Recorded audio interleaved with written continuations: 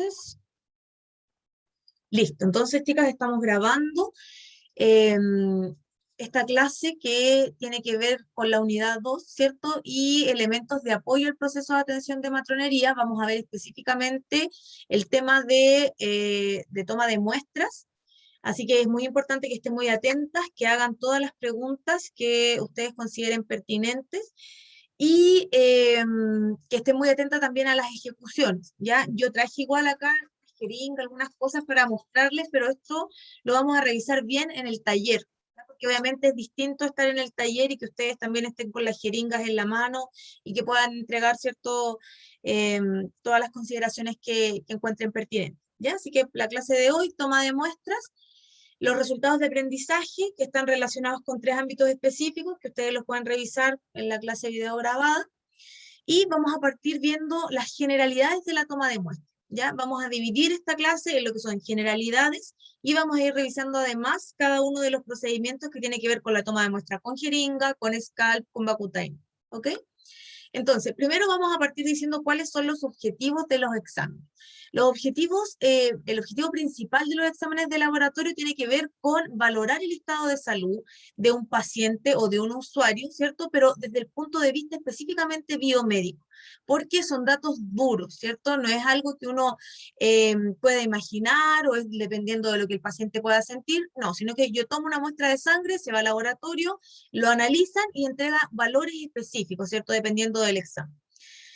Claramente nos van a ayudar en el proceso de diagnóstico y también en los tratamientos que tengamos que administrar. Si hay un paciente que está con un urocultivo positivo, ¿cierto? Tiene una ITU, tenemos que dar un antibiótico específico, etcétera.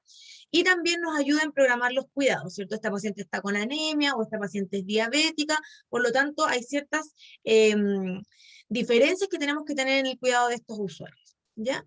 Como consideración general, tenemos que tener claro que obtener un resultado fidedigno en los exámenes, o sea, que sea un resultado certero, va a depender de varias cosas, ya es multidimensional, por así decirlo. Primero, tiene que ver con la correcta ejecución de la técnica para la toma de muestras. Eso es muy importante. Si era un examen, ¿cierto?, que requería ayuna y no la hizo, se va a alterar el resultado y no va a ser confiable, no va a ser fidedigno. Si yo no tomé correctamente la muestra y se contaminó, ¿cierto? Y aparece que el examen está con algún microorganismo que en realidad no era portador el usuario, también, ¿ya? Y por eso es necesario, como menciona acá la diapositiva, considerar todos los requisitos previos que tienen los exámenes y claramente la adecuada conservación y el adecuado transporte de la muestra. Que nosotros, como les digo, vamos a revisar más adelante cuáles son los requisitos previos y esto ustedes se los tienen que saber, ya, ojalá de memoria, porque es muy importante y ustedes van a tener que entregar, ¿cierto?, a las gestantes, por ejemplo, o a pacientes ginecológicas que le pidan una toma de muestra de orina, indicaciones. Y de eso depende que el examen se tome correctamente, que no se pierdan recursos en una segunda muestra porque no se tomó bien el examen, etcétera, etcétera. ¿Ok? Vamos a ver también que hay tipos de muestras de examen, ¿ya? Las vamos a dividir, hay 2 muestras que son como las principales, que tienen que ver con sangre y orina. También hay muestras de deposición, ¿cierto? De epitelio descamado, hay muestras citológicas, para nosotros muy importante como matronas, que es el PAP o Papa Nicolau, ¿cierto? Es un examen citológico. Y también hay otros fluidos, ¿ok? En sangre podemos tomar exámenes de sangre total, de plasma, de suero, ¿cierto? Que son los componentes sanguíneos. En orina puede ser la primera micción, segunda micción, orina de 24 horas, ¿cierto? En deposiciones claramente hay muestras de heces que vamos a revisar. En epitelio descamado hay de esputo, de expectoraciones, también de secreción vaginal, que también es una muestra importante que nosotros también realizamos. Ya dijimos citológico el PAP, y de otros fluidos, todos los líquidos ya corporales que puedan imaginarse entran acá. Y tiene que ver con líquido amniótico, con líquido asístico, pleural, cefalorraquídeo, seminal. ¿Ya? Si no conocen también el nombre de alguno de estos líquidos, búsquenlo, porque ahí les va a quedar mucho más claro de qué lugar se está tomando esta muestra o esta punción. ¿Ok? Bueno, antes de que yo haga cualquier examen, tengo que verificar la orden. En general, antes las órdenes eran escritas a mano, ya la mayoría eran papeles, ¿cierto? Impreso o incluso toda la orden escrita a mano, pero cada vez más con los sistemas electrónicos estamos haciendo orden electrónica. ¿Qué favorece eso? Que la letra obviamente está más clara, es más entendible, ¿cierto? Y queda mucho más claro también el examen. De repente habían órdenes de exámenes que llegaban al laboratorio y en realidad nadie entiende muy bien qué es lo que dice, ya que eso es una deformación profesional, tanto los médicos como las matronas, ¿cierto? Y todos los profesionales de la salud, que uno cree que está escribiendo claro, pero en realidad no es tan así, ¿ya? Entonces, había gente en los servicios clínicos que casi se especializaba en poder entender qué estaba escribiendo el médico o qué había escrito la matrona, etcétera, etcétera, ¿ya? Entonces era casi como una ciencia o un arte, pero en realidad eso no está bien porque podía haber errores en la toma de un examen o en las indicaciones, etcétera. ¿Qué es importante? Todas las órdenes de exámenes debiesen tener todo lo que menciona acá. Tiene que tener el nombre y los dos apellidos, ¿cierto? La edad, la procedencia, de dónde viene, porque pueden ser exámenes que se están tomando en APS y se van a mandar a un laboratorio en el hospital. Entonces, viene del CEFAM Calle Larga, viene del CEFAM de San Esteban, o son tomados dentro de las mismas unidades del hospital. Viene de la maternidad, o viene de preparto, o viene de cirugía, etcétera. ¿Ok? Tiene que tener el número de ficha clínica, que es casi tan importante, ¿cierto?, como el RUT de nuestro paciente. En las fichas electrónicas, el número de ficha ahora es el RUT, ¿ya? Y en lugares como los hospitales es específicamente un número asignado como ficha clínica. Tengo que poner el tipo de muestra que estoy remitiendo, ya si es sangre, si es orina, ¿cierto? Si es una biopsia, la fecha y la hora de la toma de muestras, el diagnóstico presuntivo o las enfermedades que tienen, ¿cierto? Una observación de ITU o el paciente es hipertenso, asmático y además tiene una observación de ITU y por eso estamos pidiendo el examen de orina. También muy importante es agregar el tratamiento. Si el paciente utiliza fármacos, se tienen que registrar porque hay fármacos que interaccionan con los resultados de algunos exámenes. Por lo tanto, el tecnólogo tiene que saber que toma tal medicamento, por lo tanto, que tiene que estar alerta que podría alterarse esto, pero que tiene que ver con el medicamento y no con alguna patología. ¿Ya? Y también, obviamente, que cada tubo debe ir rotulado según corresponda. Lo mismo que la orden de exámenes. Los tubos antes iban rotulados a mano en un papel engomado blanco que uno, ¿cierto?, lo enrollaba en el tubo, todo escrito a mano, pero ahora hay códigos de barra con los datos del paciente, entonces disminuyen el riesgo a que igual esté mal, uno igual lo revisa, pero también que es mucho más claro, ¿ya? La rotulación. Profe, ¿le puedo Ah, hacer una consulta? sí, dígame. Lo que pasa es que, por lo menos acá en el CESFAM de la Ligua, antes de, previo a hacer los exámenes a los pacientes, le preguntan el peso. ¿Eso influye en algo? También podría tener que ver dependiendo del examen que estén realizando. Ya no es significativo en todos los exámenes, no lo había escuchado en realidad antes, eh, pero pudiesen haber exámenes que requieran este dato específico. Por ejemplo, estoy pensando el índice de Mau-CREA, que se toma con orina de 24 horas, ese te piden específicamente peso y talla, pero es como específicamente de ese examen. El resto de los exámenes no es tan significativo en realidad. Eso, no sé si con eso respondo su Sí, pregunta. ¿Sí? sí, Ya. gracias. Perfecto. Entonces yo acá les estoy mostrando una orden de un examen de las órdenes antiguas, como les decía, de donde yo trabajaba anteriormente, que era el CEFAM de Calle Larga, ¿cierto? Salía el nombre, la dirección, el RUT, fecha de nacimiento, diagnóstico, edad, ficha. También preguntaban si ese diagnóstico estaba asociado a GES o alguna morbilidad o era por EMPA, ¿ya? Abajo aparecen otros exámenes que no estén acá, cierto contenido. La firma, acuérdense que nosotros firmamos, ustedes después cuando sean matronas firman con su mosca más que con una firma así como de carnet de identidad y su timbre, porque tiene que aparecer el nombre y el RUT. Y obviamente ahí dice calle larga o la ciudad y la fecha específica, ¿ok? Entonces eso es lo que uno podría encontrar en estas fichas que en estos exámenes de laboratorio, ¿ok? Y obviamente marcamos con una cruz sobre el cuadrito para ver marcar el examen específico. ¿Qué otro punto es importante en el tema de los exámenes? Hay 6 exactos en la toma de exámenes que ustedes se van a tener que aprender. Ya esto siempre es pregunta de prueba y si no va a ser pregunta de APB cuando si les toca ejecutar una técnica de toma de muestras de examen. Que tiene que ver con los 6 exactos que son los exámenes indicados, ¿cierto? Que sea el volumen necesario. Si yo tengo un tubo, lamentablemente ahora no tengo, pero supongamos que esta jeringa de 5 es el tubo, ¿cierto? Está marcada hasta 5 y el examen requiere 4 o 6, yo no lo lleno hasta 4, hay exámenes que no se van a poder tomar, ¿ya? Distinto es el caso de otros tubos de exámenes que con un poquito, 1 cc o 2 cc de sangre, dependiendo del examen que vaya en la orden médica, sí se podrían tomar igualmente. Entonces eso es un dato muy importante. De hecho, es más, ahora los laboratorios están tan estrictos que marcan el tubo. Entonces, si es celeste, va hasta la marca de 3 cc, porque el tubo no viene graduado como la jeringa. Ya el rojo, que siempre requiere mucho más exámenes, es marcado hasta los 5 cc, etc. ¿Ok? También hay que tener claro el ayuno u otro requisito previo, ya una consideración específica. La mayoría de los exámenes requieren por lo menos 12 horas de ayuno o al menos 8 horas. Pero hay exámenes como la PTGO, que antes se tomaba independiente si el paciente tenía 13 o 12 horas de ayuno. ¿Qué pasa? El mecanismo de gasto de hidratos de carbono hace que si yo me tomo la PTGO con más de 12 horas de ayuno, este examen se altera. Entonces, en vez de salirme claro, probablemente me salga falsamente normal. Eso también es un dato. Entonces, ahora los laboratorios están súper estrictos por su normativa y por sus protocolos. Y si yo tengo una PTGO, tengo que tener un ayuno de máximo 12 horas, ¿ya? O si no, no me voy a poder tomar ese examen. ¿Ok? También tengo que ver el tipo de muestra que sea y que vaya en el envase que requiere, ¿cierto? Si es sangre va en tubo, si es orina va en frasco, si son deposiciones puede ir en frasco o en unos tubos más alargados que vamos a ver que son para otras tomas de muestra. También, como les decía, el tubo específico y el registro correcto. Entonces, esos son los 6 exactos de la toma de exámenes. Otro dato importante es que nosotros al tomar un examen tenemos una responsabilidad como profesional, ¿ya? Primero tenemos que anotar toda la información requerida en las muestras tomadas. No es como que yo diga, todos estos tubos son de un paciente, los mando todos enguinchados con un solo rótulo. Eso no se puede hacer, ¿ya? También tengo que supervisar el traslado de la muestra al laboratorio lo antes posible y en las condiciones adecuadas.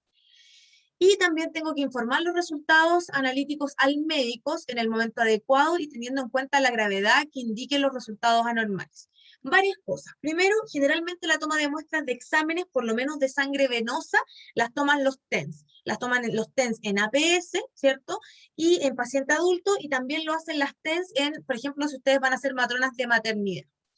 ¿Cuál es el punto? Nuestra labor primero es que obviamente la TENS cumpla con todas las medidas que vamos a revisar ahora de elementos de protección personal, ¿cierto? De los cuidados, de la rotulación, etcétera. Y lo otro también es importante que yo como matrona me tengo que preocupar.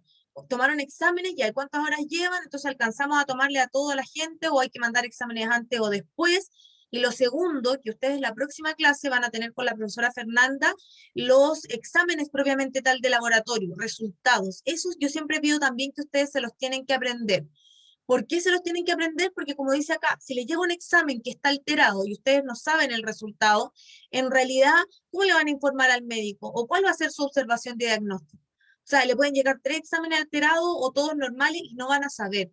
Por lo tanto, yo tengo que tener claro, miren, esta PTGO salió alta, o el examen de orina está positivo, doctor, ¿sabe qué? El examen de orina salió positivo, estas son las colonias, estos son resistentes a tal o cual cosa, ¿qué le va a entregar, ¿cierto? Para planificar los cuidados. Eso principalmente. Y lo segundo es que hay alguna consideración especial que tiene que ver con que en APS, ¿cierto? La toma de muestras está a cargo de enfermeras. Los TEN son los que toman las muestras, pero las enfermeras le tienen que tomar a menores de edad. Claramente no a menores de 18, porque ahora vemos que algunos chicos que tienen 15 años son altos, miden 1,80 m, pesan 70 kilos, eso no es un problema, ¿ya? Pero sí en general menores de 14 también lo toma enfermería, ¿ya? Y lo mismo cuando son mayores de 28 días, ahí no la toman los TENS. Y lo mismo ocurre, ¿cierto? Si hay una paciente en los servicios que esté multifuncionada, que ya no tenga mucha vena, o que haya sido una punción difícil, que ahora vamos a ver que uno como profesional puede funcionar máximo 3 veces a un usuario.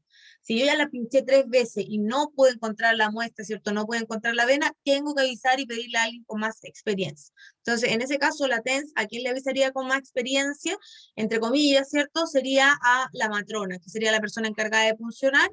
Y lo mismo ocurre en los servicios de neonatología, en donde todas las punciones venosas igual son por matronas, son profesionales, ya porque son obviamente recién nacidos hasta 28 días, por lo tanto sería difícil que lo pudiesen hacer las TENS. ¿Y qué otra cosa que se me queda en el tintero? Creo que eso en general con respecto al tema de la responsabilidad profesional. ¿Qué otra cosa es Profe, importante? Dígame. la Valeria dice si la puede aceptar, que está en sala de Eh, espera. ya, déjeme ver, no me aparece nadie en la sala de espera. A lo mejor ya la acepté. Si le pueden preguntar por qué no me aparece nadie, chiquilla. Bueno, como les decía, entonces, importante también proporcionar comodidad, intimidad y seguridad al paciente. Uno puede tener una percepción de que la toma de muestra de exámenes no es dolorosa, que es súper rápida, pero hay pacientes que le tienen terror a la sangre, le tienen terror a la jeringa, ¿cierto? O que han tenido experiencias traumáticas o muy dolorosas anteriormente, por lo tanto están muy nerviosos. Yo lo tengo que tener cómodo, yo no puedo tomar un examen con un paciente de pie, porque si el paciente, ¿cierto?, se siente mal o hace un reflejo vagal, se me va a desmayar mi paciente y imagínense que yo me puedo pinchar con la aguja, con el escal, etcétera. Por lo tanto, siempre las tomas de muestra son o sentados o en la cama del paciente, ¿cierto?, por disminuir el riesgo. También tiene que ver con la intimidad, porque no es lo mismo tomar una muestra de examen de sangre en el brazo, ¿cierto?, que si yo le tengo que hacer una toma de un PAP, o tengo que hacer una toma de algún tipo de líquido o una secreción vaginal, no es lo mismo, ¿cierto? La intimidad y también la seguridad para el paciente. Y lo otro es que tengo que educar a mi paciente. Usted se había tomado antes estos exámenes, hizo el ayuno, se acuerda de las indicaciones, cuáles son las indicaciones posteriores a la toma de muestra y obviamente usar el procedimiento adecuado para obtener una muestra. O sea, yo no podría estar funcionando en una muestra de orina, ¿cierto? Porque no estaría correcto de acuerdo al procedimiento específico. Y además de eso, ¿cierto? Hay otro punto muy importante que tiene que ver en la toma de muestra, que tiene que ver con las REAs. Las REAs son o sea, es el manejo de residuos en establecimientos de atención de salud. Eso significa REAs. Y hay un reglamento específico que es del año 2009, es antiguo, pero en realidad no se ha modificado, solamente ha tenido como circulares anexas. Yo se los dejé ahora en el aula virtual, quiero que lo revisen, ¿ya? Quiero que lo revisen igual y lo puedan leer para que la próxima semana me cuenten si tienen dudas o consultas. Y esto de REAs ustedes lo tienen que saber y manejar. Ahí me llegó una chica para hacer. ¿Ok? Entonces, un resumen, pero así muy, muy corto de lo que tiene que ver con REAS. Por eso yo quiero que ustedes se lean todo el reglamento, en realidad, que tampoco tiene tantas páginas, tendrá 30 o 40 páginas. Es que hay categorías de residuos, ¿ya? Hay 4 categorías específicas que ustedes también se las tienen que saber de memoria. Y en realidad comprenderlas. ¿Por qué? Porque nos pasaba mucho que íbamos al hospital a toma de muestras y la estudiante que no se estudió esta parte de REAS eliminaba el puerto punzante donde no iba, eliminaba las tórulas empapadas con sangre donde no iban, y eso es un tremendo problema, porque si ustedes eliminan, por ejemplo, en la basura común una aguja y alguien se pincha, hay todo como un sumario para ver de dónde pudo haber salido, de qué unidad viene, ¿cierto? Y además que vamos a tener una persona a lo mejor del aseo que va a tener que hacer todo un protocolo, tomar antirretroviral, porque se funcionó y es porque alguien no hizo bien su trabajo. ¿Ya? Entonces, esta parte es súper importante que a ustedes les quede súper clara, que no se les puede olvidar. Y lo segundo es porque si en algún momento me dicen a mí, profesora, que yo prefiero que me lo digan y tienen que ser sinceras, recuerden que tiene que ver con un tema ético que ustedes van a tener de aquí en adelante. Claro, eliminé, no sé, el cortopunzante en el contenedor rojo que es de residuos radioactivos y yo voy a tener que ir a sacarlo y eso también me expone a mí. Se fijan como docente y como profesional de que me puedo pinchar por tratar de sacar un elemento que no correspondía en ese contenedor. ¿Ok? Entonces, las 4 categorías primero son los residuos peligrosos, los segundos son los residuos radioactivos de baja intensidad, ya, lo tercero son los residuos especiales. Y lo cuarto son residuos sólidos asimilables a domiciliarios. En el 4, que generalmente, como menciona acá abajo en la diapositiva, están en un papelero gris o negro, es la basura común. Imagínense la basura de sus casas A eso se refiere, ¿ya? Los residuos especiales, que son la categoría 3, van en contenedores amarillos, tienen este símbolo, ¿ya? Antes habían cajas de cartón para estos residuos, pero obviamente la caja de cartón a veces no resiste las agujas y se rompe, ¿ya? O si se moja, se rompe. Entonces, primero, estos contenedores ahora son plásticos.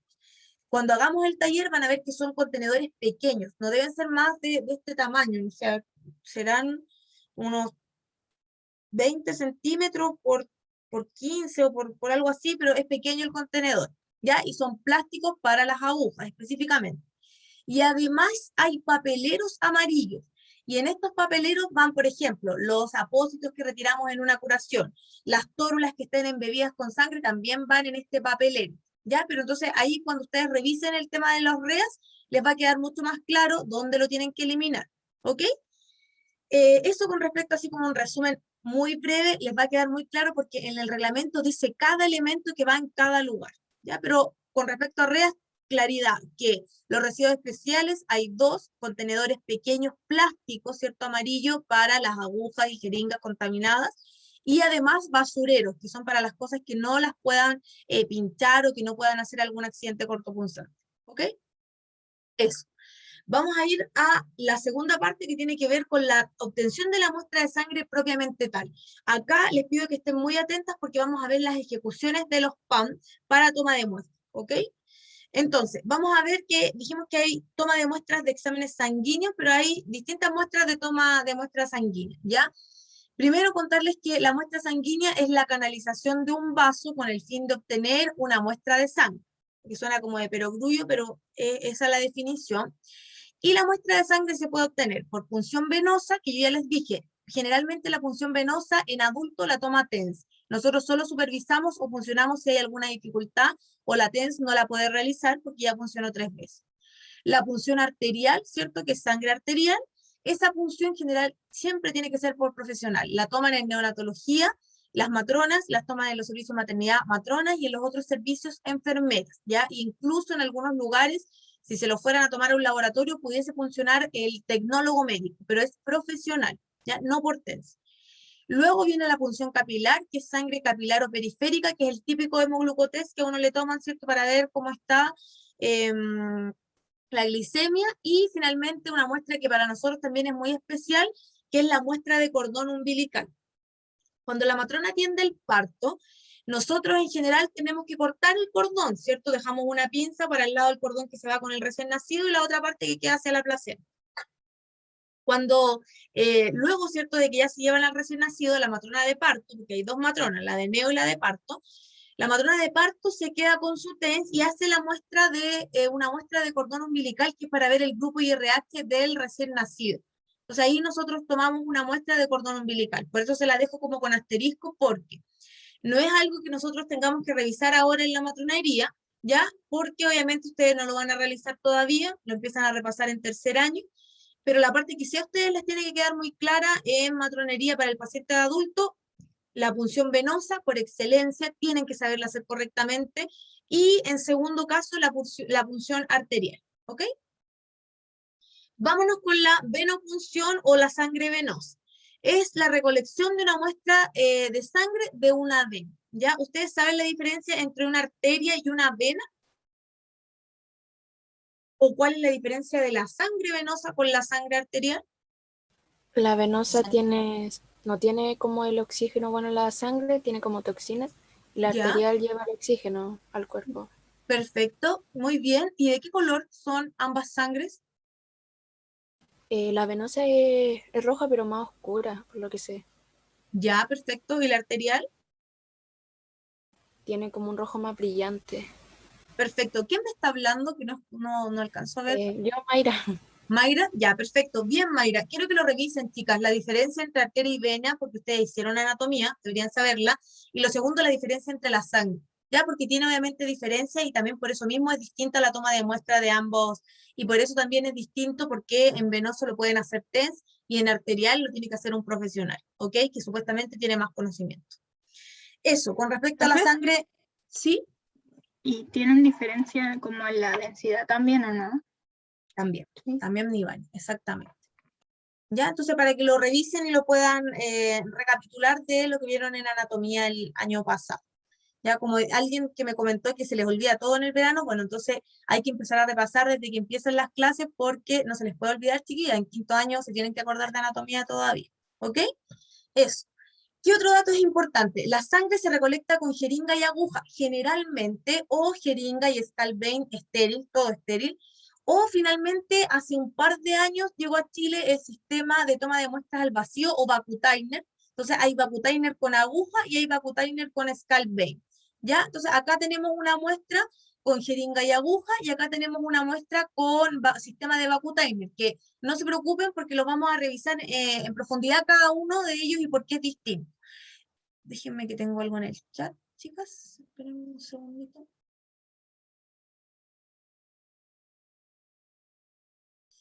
Mayra, si queda un hematoma, pudiese tener que ver con cómo se realizó el procedimiento. En el 80% de los casos sí, es porque a lo mejor algo no se hizo bien, pero también hay un porcentaje en donde la piel del paciente más sensible o el paciente toma anticoagulante y en ese caso va a quedar hematoma independiente de la forma en cómo realizamos nosotros la técnica. ¿Ya? Por lo tanto, en un alto porcentaje sí tiene que ver con la técnica, pero también hay un porcentaje que es algo que nosotros no podemos manejar. ¿Ya? Creo que me había escrito algo más. De nada, mire. Entonces, chicas, esta, como les digo, la forma por cómo lo toman en Chile por excelencia es jeringa y aguja. Si hay una función un poco más difícil, es con jeringa y Scalvein, y lo que cuando recién llegó a Chile se usaba solo en las clínicas tenía que ver con el Vacutainer con aguja o Vacutainer con Scalvein, y que tiene que ver con un tema de Profe, costo, ¿sí? ¿cuál es la diferencia entre la jeringa y aguja y la jeringa y el Scalvein? Lo vamos a ver más adelante, Anaís, ya por la forma en que tiene, la forma como se realiza la punción y la comodidad también que me da para la toma de muestra. Ahí lo vamos a ver cuando revisamos la ejecución, ya para que les quede más claro.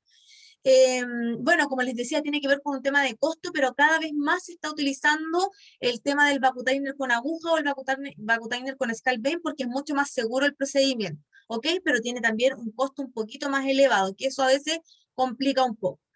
Lo otro es que les dejé un video en el aula virtual para que lo puedan revisar. Recuerden que estos videos son solo para que ustedes se hagan una idea, ¿ya?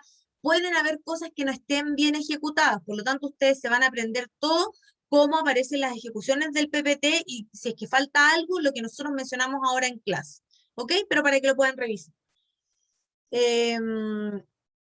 Entonces, segundo, tenemos la punción arterial o sangre arterial, que esta recolección de muestra, ¿cierto? La muestra a través de una arteria y a través de la punción arterial. Y como dice acá, la sangre arterial se diferencia de la sangre venosa por sus contenidos de gases disueltos, entre otras cosas que ustedes mencionaron. Si ustedes ven, ahí el operador está palpando el pulso, porque se toma palpando el pulso, ¿cierto?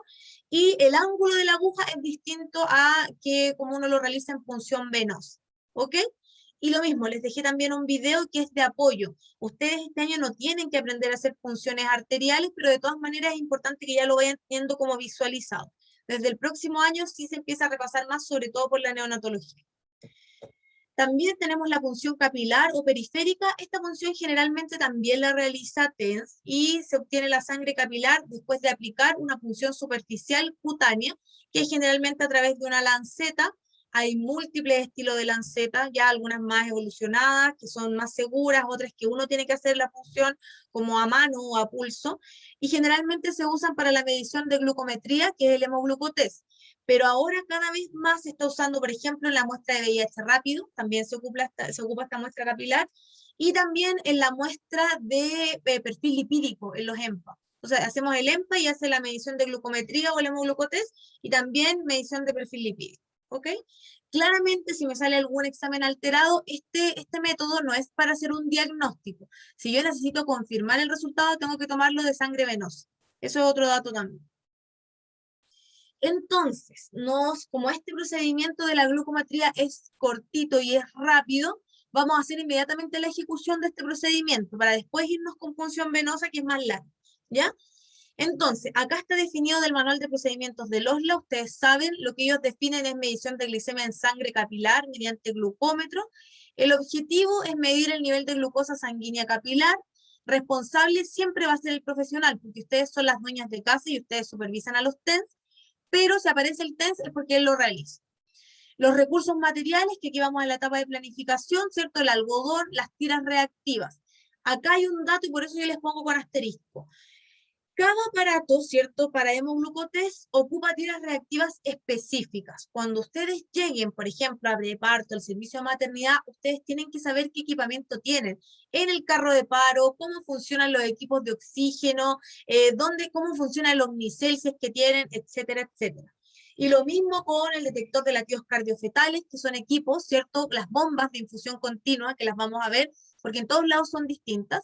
Y lo mismo con el glucómetro. ¿Por qué? Porque, como les decía, hay un glucómetro y tiene que tener las tiras reactivas específicas para ese glucómetro. Ya esto tiene que ver con un tema de negocio de las farmacéuticas, porque si me cambio de proveedor y cambia las tiras, ¿cierto? Tengo que cambiar todos los glucómetros y eso está asociado a un costo también. Lo segundo es que hay algunos glucómetros que yo tengo que dejar, llevo todo esto preparado, pero yo en la máquina, imagínense que es una cosita como pequeña redonda, yo introduzco inmediatamente la tira reactiva y ahí recién el glucómetro se prende y después, no sé, de unos 30 segundos puedo poner la sangre. Y hay otros glucómetros que yo estoy con el glucómetro y la tira separado, yo punciono con la lanceta y de ahí pongo la tira y pongo inmediatamente la sangre. Entonces, ustedes tienen que saber con cuál están funcionando ustedes en su centro específico de acuerdo al hospital o al CEFAM que estén, ¿ok? Y también lo mismo con las lancetas. Las lancetas más artesanales, imagínense que son cortitas como un lápiz. Entonces, chiquitita, yo le saco la puntita, ¿cierto? Como la cabeza de la lanceta y queda la punta que yo tengo que funcionar.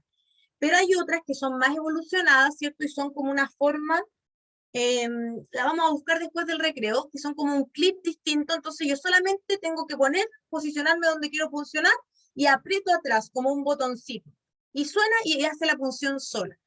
Son más buenas, ¿por qué? Porque en realidad no hacen la función tan profunda, que yo la podría hacer con la lanceta normal, y provocan menos dolor, pero lo malo es que en algunos pacientes con las manos un poco o la piel un poco más gruesa, en realidad cuesta que esa lanceta le penetre, entonces al final lo tengo que funcionar 2 veces porque no salió sangre, ¿ya? Eso. Y obviamente la toalla de papel. Entonces, la ejecución, ustedes acuérdense que ya revisaron la ficha, todas esas partes que ustedes tienen que ir agregando, se van a lavar las manos de inicio, ¿cierto? Antes de hacer el procedimiento me lavo las manos, voy a comprobar el brazalete de identificación y verifico los datos. Para mi gusto acá faltaría entonces que le explico al paciente, me voy a reunir mi material, ¿cierto? Acá dice, me lavo las manos y voy a limpiar con una tórula con alcohol. Hay lugares donde el manual de procedimiento dice que limpia con alcohol y hay otros lugares donde dice que no se limpia con alcohol, ¿ya? De preferencia es mejor limpiar con alcohol. ¿Cuál es el tema? Que hay algunos glucómetros que son muy delicados y ese porcentaje de alcohol, si yo no esperé que se secara completamente, que son como 30 o 40 segundos, me puede alterar el examen, ¿ya? Entonces por eso, pudiese ser. Entonces hay personas que por eso limpian solamente si la mano está limpia con un algodón, ¿ya? Entonces, limpio con la tórula de alcohol, presiono el dedo elegido una sola vez y pincho con la lanceta. Es decir, los dedos que ustedes van a utilizar para pinchar son el índice, de preferencia, el medio y el anular, ¿ya? Entonces yo voy a presionar el dedo, porque si ustedes ven, se pone rojo el dedo cuando yo lo aprieto. Entonces lo que yo estoy haciendo es como estrujarlo y que quede como con sangre. ¿Ya? Eso estoy haciendo yo.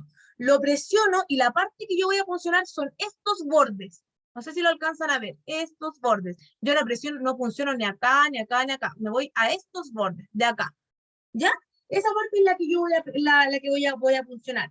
Claramente, si es un paciente diabético, está multifuncionado, voy a tener que funcionar donde sea, donde esté menos funcionado, donde esté menos dañado el tejido. ¿Ok? Entonces, pincho rápido de una sola vez. Y como dice ahí, utilizar la zona lateral del dedo medio anular y también puede ser el meñique, pero como les digo, meñique dependiendo del paciente. Extraigo la gota de sangre.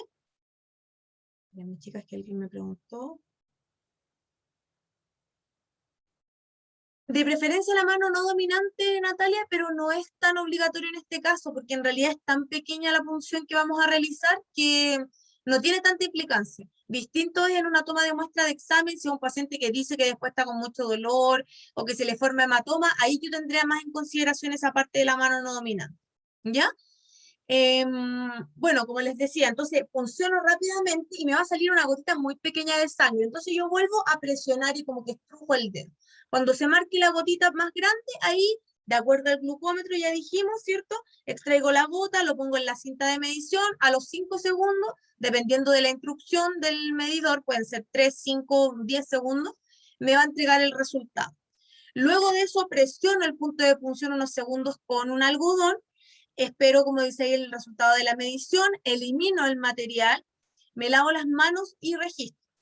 Dos datos importantes. Generalmente en la toma de hemoglucotest no se utiliza guantes de procedimiento. Generalmente. De hecho, este manual no lo solicita, ¿ya?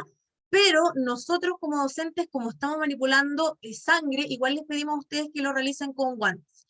Y ustedes como matronas igual se tienen que acostumbrar a hacerlo con guantes. Porque en realidad, claro, es bajo el riesgo de que yo me pueda funcionar con la lanceta. Es baja la cantidad de sangre que sale. Pero si pasa algo, chiquillas, no me puse guantes igual. ¿Ya? Entonces ese es un dato como importante que voy a agregar más adelante a esta parte. Pero en general ustedes van a ver que las TENS no se ponen guantes, pero en estricto rigor debiesen utilizarlo y yo como matrona en mi turno por lo menos podría solicitar que lo haga. ¿Ok? Eso. Con respecto a la toma de muestras de sangre capilar. ¿Dudas, consultas aparte? Porque este procedimiento es rápido, es fácil en general y es corto. ¿Ya? Eso. Entonces, ahora nos vamos a ir al sistema de recolección y los principales exámenes por punción venosa. ¿Ok? Profe, Entonces, dígame. a mí me queda una duda de que si el anterior lo hace la TENS, nosotros tenemos que estar ahí igual, aunque No sea así rápido. necesariamente. No. Ya, y No. si no estamos nosotras, ellas pueden registrar en la ficha igual entonces, ¿cierto? O sea, no es Sí. necesario que nosotras la hagamos. No, ya. lo importante es que yo tengo que saber como matrona, recordarle, no sé, Juanita Pérez, acuérdese que la señora de la cama tanto tiene toma de hemoglucotest y después confirmar si es que registró y en cuánto quedó el examen, porque eso también a mí me interesa saberlo como matrona si tengo que informar a médico, por ejemplo. Ah, ya. Ya, Ivania, ¿y quién más me va a hacer una pregunta? El material que se elimina en general, la lanceta se elimina en el cortopunzante, que es el contenedor amarillo, el algodón con sangre también en el papelero amarillo, que es más grande, ¿cierto? Y el resto es la basura normal. El resto de lo que quede, que es como la punta, ¿cierto? La cabecita de la parte de la lanceta, eso que no tuvo contacto con fluido. Eso, Paz. No sé si con eso aclaro su duda. Sí, gracias. Ya, gracias, Paz. Entonces, nos vamos a la recolección de las muestras de sangre. Como menciona acá, en algunos casos la muestra requiere ser tomada en condiciones de ayuno. Hay otros exámenes que no requieren ayuno, por lo tanto que los puedo tomar en cualquier momento del día. Y el mínimo de ayuno en general solicitado es de 6 a 8 horas y en algunos casos requiere 12 horas de ayuno. Por eso es importante que cuando yo entregue las indicaciones le mencione todas estas consideraciones al paciente y acuérdense que la PTGO tiene esta particularidad que si tiene otros exámenes y la van a pinchar juntas, tiene que preocuparse de hacer el ayuno para los otros exámenes, pero no pasarse de las 12 horas para la PTGO. ¿Ok? ¿Qué más? Profe, Dígame. o sea, cuando yo me he ido a hacer exámenes de sangre, esa información de las horas y el ayuno me lo suele dar la secretaria. Sí, efectivamente lo suele entregar la secretaria, pero en realidad no debería ser la secretaria la que entregue la información, a no ser que esté muy claro o que esté muy normado en el lugar. Lo puede hacer, ya hay gente que lleva años trabajando en esto, así que se sabe los exámenes, pero al derecho y al revés. Pero en teoría debería ser un TENS, ¿ya? Y en el caso contrario debería ser el mismo profesional que indica el examen, Maureen. Ya, profe, gracias. ¿Ya? Pero como les digo, en el CEFAM probablemente sí, son las chicas de SOME las que van a realizar la indicación, pero por eso pudiesen haber algunas veces algunas confusiones y algunos problemas, ¿ok? Bueno, un recordatorio muy cortito del tema de la sangre, que si no se acuerdan bien, lo repasan ustedes, es que está constituida por un medio líquido que se llama plasma, ¿ya? En donde están las diferentes células especializadas. Acuérdense que la sangre no es solamente un líquido, sino que se considera un tejido. ¿Por qué? Porque tiene células especializadas dentro de él.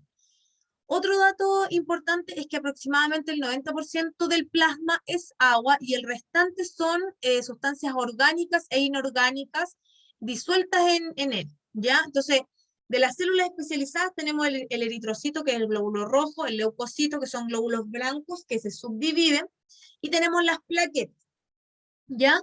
Y en las sustancias orgánicas e inorgánicas tenemos fierro, ¿cierto? Tenemos distintos minerales que se pueden encontrar dentro del plasma. También otro dato importante es que la sangre debe recolectarse en tubos de vidrio o de plástico. Antiguamente siempre los tubos eran de vidrio porque se tenían que reesterilizar. Actualmente hay lugares donde también se reesterilizan los tubos de plásticos, pero generalmente ahora solamente se utilizan tubos plásticos desechables. Eso también es otro dato importante. Tienen que estar limpios, ¿ya? De preferencia ojalá esterilizados y ojalá al vacío. ¿Qué significa esto? Que existe un cambio como de presión entre lo que está fuera del tubo y lo que está dentro del tubo. ¿Por qué dice acá que preferiblemente tubos al vacío? Porque, ¿qué pasa? Nuestros hospitales antiguamente, o el sistema de salud público, siempre ha tenido problemas con el tema de los recursos. ¿Qué pasa? Es que antes los tubos plásticos se reesterilizaban, y cuando yo reesterilizo un tubo, ¿cierto? Que no está nuevo, ese tubo no vuelve a quedar al vacío, o le cuesta mucho llegar al punto de quedar al vacío, ¿ya? Entonces, ¿qué pasaba? Que uno tenía que hacer otro procedimiento que es transvasijar, que lo vamos a ver más adelante cuando veamos la ejecución de punción venosa. ¿Ok? Entonces, eso también es importante. En cambio, los tubos que están nuevos y si se eliminan, estos tubos vienen al vacío de fábrica, ¿ya? Por lo tanto, cuesta mucho menos manipularlos. ¿Qué más? Otro dato importante es que, como dice acá, en el caso de recolectar sangre con jeringa y aguja estéril, deben llenarse los tubos con precisión y agilidad. Y esta es la técnica que ustedes tienen que saber. Porque yo estoy con un paciente que me está hablando, hay gente que está conversando a los lados, yo estoy intentando tomar la muestra, ¿cierto? Entre que palpo la vena, tengo los tubos, etcétera, etcétera, tengo que estar muy concentrada y por eso dice, tengo que tener agilidad para realizarlo, ¿ya? Y evitando en todo momento realizar procedimientos bruscos que puedan producir rompimiento de las células sanguíneas o hemólisis. Ustedes van a ver que a lo mejor a veces habían TENS, o a lo mejor igual una matrona, que el tubo del examen lo mueven rápido, no. El tubo de muestra del examen yo lo funciono, ¿cierto? Si está al vacío, lo tomo y lo muevo suavemente. Porque si no, ese tubo de examen no sirve porque hay hemólisis y se perdió, voy a tener que volver a funcionar a mi paciente. ¿Ya? Como dato. Y también en los tipos de estudios, ¿cierto? En donde no se depositen tubos, también hay otros frascos, otros recipientes que son especiales, como por ejemplo los frascos de hemocultivo, que también los vamos a ver más adelante, ya para que ustedes lo sepan. ¿Qué más? Como ya dijimos, el sistema de recolección, vidrio o plástico, ojalá estériles, y hay códigos de colores que son internacionalmente conocidos, ya, o sea que si ustedes, matronas, se van a trabajar a España, en teoría estos tubos y estos colores debiesen ser los mismos, ya porque hay un código internacional para las diferentes presentaciones de tubos, ¿ya? Y esto es lo que ustedes tienen que aprender sí o sí, chiquillas, porque de hecho, si nosotros tuviéramos el taller presencial, o si lo llegamos a tener, o tuviéramos que ir a la práctica, esto es de memoria. O sea, a mí nunca se me puede olvidar. Si yo tengo una PTGO y tengo, no sé, un examen de perfil lipídico, yo tengo que saber en qué tubo lo voy a tomar. Y esto está determinado. El código de color puede ser rojo gris o amarillo, ¿cierto? Tapa celeste, lila, verde, negro y el gris completo. ¿Qué es lo más común que ustedes van a encontrar? En el Hospital de los Andes, para lo que es sin aditivo, la muestra de suero y química serológica, que después vamos a ver cuáles son los exámenes de química serológica, se ocupa generalmente el rojo, ¿ya? El tubo rojo, que es un tubo sin aditivo. En cambio, nuestros pares, que es el Hospital San Camilo, ellos el tubo que ocupan es el tubo amarillo, ¿ya? Y el amarillo para gel o sin aditivo. ¿Qué pasa? El tubo rojo viene seco, ¿ya? De hecho, lo que trae como unos puntitos marcados como que tuviera agüita seca adentro, que es un acelerante. No tiene aditivo, tiene un acelerante. Y está seco, completo el tubo. En cambio, el amarillo, el tubo amarillo, que después vamos a ver imágenes, pero viene el tubo y abajo viene gel. Ambos tubos me sirven para los mismos exámenes, pero yo tengo que saber de acuerdo al laboratorio. En el Hospital de los Andes lo tengo que tomar en rojo, en el Hospital San Camilo lo tengo que tomar en tubo amarillo. Sirven exactamente para lo mismo, ¿ya? el código de color celeste, que aquí se ve como azul, pero es como un turquesa en realidad la tapa, ya para que no se confundan que los vamos a ver, tiene como aditivo el citrato, se toma para muestras de plasma y tiene que ver con todos los exámenes de coagulación, ¿ya? Luego viene el tubo lila, que tiene como aditivo el EFTA, que es para plasma y todo lo que es hematología, el hemograma, el hematocrito, el VHS, etcétera, va en tubo lila. Está el tubo verde, el frasco con tapa verde que tiene heparina, es plasma y es química serológica. Este tapa verde en clínicas acá en Santiago se utiliza igual que el tubo amarillo, igual que el tubo rojo, pero la diferencia es que este tapa verde tiene heparina, ¿ya? Entonces que es un anticoagulante, a diferencia de los otros que quiero que coagule la muestra, en este otro no quiero que coagule, ¿ya? Y lo pudiese utilizar indiferentemente con el tubo rojo y con el amarillo, pero en general nosotras, acá en el Aconcagua, los tubos que traen verde heparina los utilizamos para la toma de gases, cuando estamos en trabajo de parto y sospechamos de una hipoxia, ¿ya? O una hipoxemia. Eso. Y también tenemos el tubo negro que tiene citrato y es para plasma, y este tubo es específicamente para el VHS. Acá, acuérdense que tiene que ver con un tema de costos, para que no se confundan. Si un paciente tiene hemograma, obligatoriamente va el examen del VHS. El hemograma lo voy a tomar en tubo lila, por lo tanto no requiero tomar aparte un tubo negro para VHS específicamente, porque va contenido dentro del examen del tubo lila. No sé si me explico, ya para que no se confundan, porque también son preguntas de prueba. Y finalmente el tubo gris, que solamente, ¿cierto? Solamente lo vamos a utilizar en la toma de muestras de glucosa, o sea, en glucosa, en PTGO, ocupamos el tubo gris y que tiene como aditivo el fluoruro y es para muestras de plasma. ¿Ok? Este es como un cuadro resumen, vamos a volver a repetir. Acá está el tubo lila, que como dice acá, es para clasificación de grupo IRH y hemograma, espérenme que corregí la barrita acá. Hemograma, hematocrito, VIH, ojo también, porque hay un tubo lila pequeño de 5, ese es para hemograma, hematocrito, y ahora se ocupa un tubo lila grande de 7 cc, y ese se ocupa para el VIH. Ya va con este anticoagulante, igual que el grupo IRH. Antes, hace muchos años atrás, se ocupaba otro tubo para el VIH, que era un tubo blanco, largo, ¿cierto? Esa era la muestra de VIH, pero ahora se pasó al tubo lila, ¿ya? Acá tenemos un tubo de amarillo, de químico, no sé si alcanzan a ver que como que abajo se nota un poco de gel, pero no mucho. Cuando ustedes lo vean en vivo van a ver que abajo tiene el gel y les va a quedar mucho más claro, ¿ok?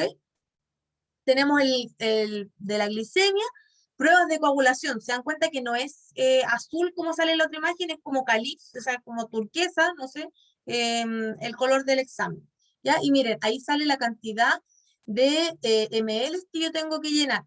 Y otro dato, acá sale la marca, que puede ser con esto negrito o sale una marca transparente o blanca. Hasta ahí es donde yo tengo que llenar ese tubo de examen. Eso sería lo óptimo. ¿Qué pasa? Si hay un paciente que tengo multifuncionado y no puedo llenar hasta la marca, yo, matrona, tengo que hablar directamente con el tecnólogo médico y decirle, ¿sabes qué? Esta paciente está multifuncionada, la tengo hospitalizada, no sé, hace 10 días y lamentablemente llenamos lo que pudimos. Entonces, en general, siempre se pide que los exámenes con anticoagulante, que es el lila, y este que es el calipso, vayan llenos hasta la marca.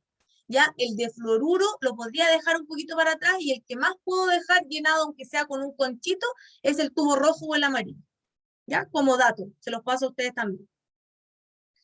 Aquí tenemos entonces, entre el rojo y el amarillo, que es lo más común, perfil bioquímico como examen, perfil lipídico, pruebas hepáticas, pruebas renales, inmunológicos, y un examen súper importante que es el BDRE.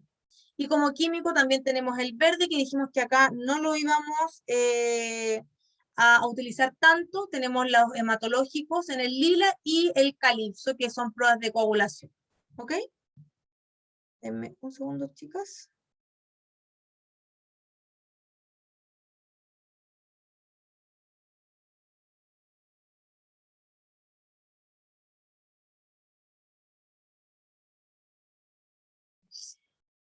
Listo. Entonces acá nuevamente otro recordatorio, el tubo con tapón rojo, el uso en banco de sangre, el aditivo ninguno, ¿cierto? El amarillo que es química, tiene un gel separador que es el que sale acá abajo, el lila que está el pequeño y el grande que se ocupan VIH, ¿cierto? Que tiene ECTA.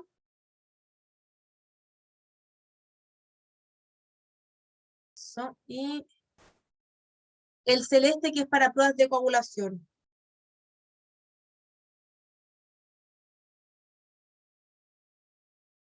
Un segundo.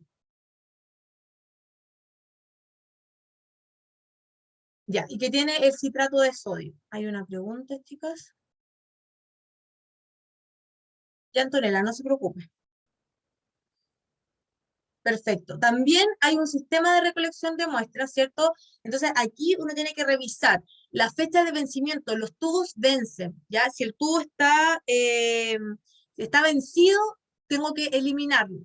También tengo que ver si está o no con el anticoagulante. ¿Qué nos pasó alguna vez nosotros, estando en práctica con las compañeras, que fuimos a tomar un examen de coagulación, ¿cierto? Entonces el de coagulación abajo tiene una pequeña cantidad de citrato que es líquido. Entonces si yo muevo, ¿qué les pasó a las compañeras? Fueron a tomar la toma de muestra y como abrieron la tapa, botaron el citrato. Entonces esa muestra se coaguló, ¿ya? Eso nos pasó una vez, que tomaron la muestra y como es muy líquido, a diferencia del gel, si tú lo das vuelta, el que tiene gel no se va a caer. Este sí, ¿ya? Y lo segundo es que en otro caso nos pasó que una de las compañeras fue a preparar los tubos y como revisó esto, que estaba a la fecha de vencimiento, me dijo, profe, ¿sabe qué? Este tubo está raro, no tiene el líquido adentro, por el celeste. Entonces, claro, yo lo miro y efectivamente abajo no tenía el citrato. Entonces, si hubiésemos tomado esa muestra, habríamos quedado nosotras como responsables de que no eliminamos nosotras el citrato que no venía y de que efectivamente no se tomó correctamente. Y lo segundo es que yo no puedo tomar cualquier tubo que encuentre, sino que tienen que estar en un lugar determinado, ojalá a una temperatura determinada, ¿cierto? Y son los que están entregados específicamente por ese laboratorio. ¿Qué quiere decir con esto? Yo como matrona no podría traer cualquier tubo de otros, si yo trabajo en el Hospital de los Andes y en la Clínica Las Condes, intercambiar tubos, porque tienen que ser los específicos del laboratorio donde estoy realizando la toma de muestra. ¿Ya? Eso, vamos a irnos a una pausa, chicas, porque tengo que mandar una información, así que voy a pausar un poquitito el... Ya, chicas, ahí estamos grabando, ahora sí, comparto la pantalla y seguimos. Quedamos entonces en esta parte de los anticoagulantes. Acá vamos a revisar específicamente cuáles anticoagulantes tienen los tubos, que yo ya se los he ido nombrando. ¿Ya? Y como dice ahí, los anticoagulantes, como su nombre lo indica, son sustancias que previenen la formación de coágulos. Está el ECTA, que se usa para las pruebas hematológicas y el conteo de leucocitos, el citrato de sodio, que se usa para las pruebas de coagulación, y la heparina sódica, que es para la gasometría y el estudio de células. Si quieren saber más de estos anticoagulantes, también les dejo como tarea que los puedan buscar. ¿Qué dato es importante? Cuando yo tomo con aguja y jeringa o con scalp y jeringa, dependiendo del caso, los tubos que tienen anticoagulantes son los primeros que se llenan, porque a mí la muestra se me puede coagular incluso en la jeringa, antes de traspasarlo al tubo, y con eso se pierde la muestra. Entonces, si yo tomo con jeringa y aguja, estos son los tubos que primero yo voy a llenar, que lo vamos a ver en las ejecuciones también. ¿Ya? ¿Qué consideraciones tener durante la toma de muestras de sangre venosa? Primero, claramente identificar al paciente, comprobar la indicación médica, que esté adecuadamente rotulado el tubo, que haya cumplido las horas de ayuno, las precauciones, ¿cierto?, estándares o universales en el tema de fluidos, los medicamentos que está recibiendo el paciente los escribo dependiendo de lo que digan en mi establecimiento, adelante en la orden o atrás, y obviamente tener siempre, pero esto es fundamental, presente enfermedades o tratamientos que alteren la coagulación. Si mi paciente es hemofílico, si mi paciente toma anticoagulantes, ¿cierto? Porque tiene una abuelita que tiene algún problema cardíaco, incluso con la aspirina, que ustedes, yo también les voy a dejar una tarea de las diferencias entre la heparina y la aspirina, ya que tienen que ver cómo alteran, ¿cierto? Tienen que tener en cuenta que yo voy a tener que tener una precaución especial con este paciente, ¿ya? Un recordatorio que siempre vamos a utilizar primero las venas de las extremidades superiores, ya porque obviamente son de más fácil acceso, ¿cierto? Más rápido a ver si hay alguna dificultad, y tengo que usar venas de la parte periférica, ¿cierto?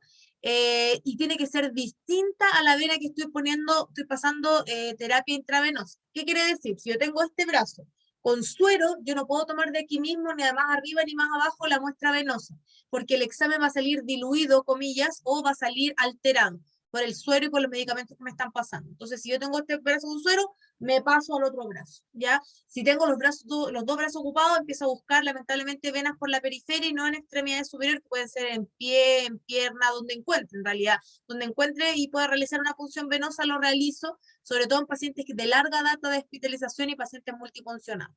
Ok, acá hay un recordatorio que también yo siempre se los pregunto, que tiene que ver con las venas que utilizamos.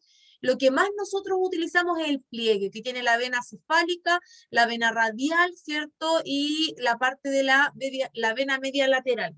Eso es lo frecuentemente que nosotros vamos a hacer y que vamos a funcionar. Es lo más típico. De hecho, ustedes tienen que pensar en los exámenes que ustedes le han tomado y es lo que más vamos a encontrar. Como dice acá, las venas más utilizadas para la venopunción es la vena cubital, la cefálica, la basílica. Ojo que ahí trae consideraciones, ¿cierto? La cubital es más larga y gruesa, la cefálica tiene iguales características que la cubital, pero es un poco menos gruesa, y la basílica, que es más pequeña que las anteriores, está más cerca de la arteria, ojo, no estamos buscando sangre arterial, y por lo tanto la punción tiene que ser rigurosa, no me puedo pasar, no me puedo mover, no puedo escarbar, y obviamente el área es más sensible y dolorosa para el paciente. Ya son como datos, como tips. También yo se los había adelantado, nunca realizar una extracción de sangre a un paciente que esté de pie, ya lo dijimos, se nos puede desmayar e incluso me puedo puncionar. Tengo máximo 3 punciones por profesional y debo solicitar apoyos y cambiar el operador. Es decir, yo, Leslie Olivares Matrona, ya funcioné 3 veces, no lo logro concretar la punción, tengo que llamar a mi colega que tenga más experiencia o cambiar de colega derechamente. Y en los pacientes con tratamiento tromboembólico, ¿cierto? Deben realizarse las menos punciones posibles. Es decir, si yo, matrona, palpo, ¿cierto? Y trato de buscar la vena y en realidad no estoy segura, mejor no lo punciono. Y aparte, si el paciente tiene algún tratamiento o algún factor de riesgo, alguna enfermedad, mejor que lo funcione la persona con más experiencia, ¿ya? Como dice acá, solicita ayuda cuando lo requiera, y siempre en las tomas de muestras de sangre venosa tengo que usar la aguja 21G para evitar hemólisis. Hay otra aguja que es la 23G, que viene con un formato celestito o azul, que yo los tengo acá, unos scalp, son más chicos. Ya, acá atrás sale el número, ahí por ahí, no sé si lo alcanzan a ver, dice 23G.